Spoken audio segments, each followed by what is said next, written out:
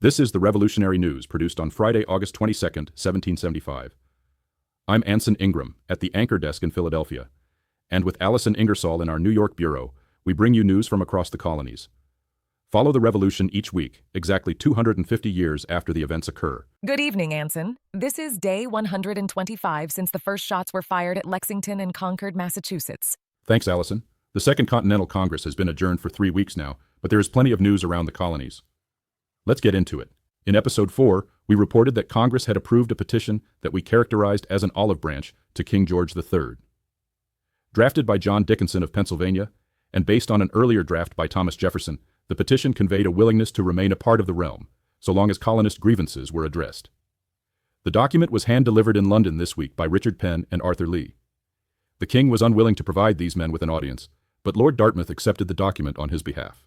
The choice of Penn as an emissary seems especially astute.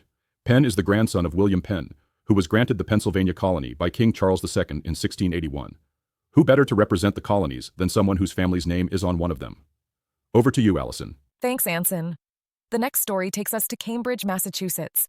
The Continental Army this week rendered judgment against 2 officers accused of disgraceful conduct in the face of the enemy. 41-year-old Colonel Samuel Gerrish and 59-year-old Captain Eleazer Lindsey were tried by courts-martial for cowardice, with verdicts that cast them both from the service. The accusations arose in the wake of recent engagements near Boston. Colonel Gerrish, long considered sluggish in duty, was charged with failing to advance his regiment when ordered, leaving fellow soldiers exposed to danger. Captain Lindsey, likewise, was accused of abandoning his men under fire. Their conduct, coming at a time when the Army seeks to prove itself the equal of British regulars, drew sharp disapproval from fellow officers and men alike. Colonel Gerrish was unanimously declared guilty and dismissed from the service as a coward and a scoundrel. Captain Lindsey, likewise, was found guilty of shameful cowardice and was cashiered from his command. The Army, still raw and untested, has made clear that cowardice will not be tolerated.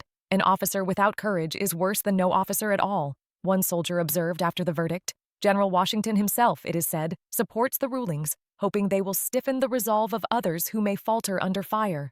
The removal of Gerrish and Lindsey stands as a warning that, in this new war for liberty, honor and bravery are required of all who lead men into battle.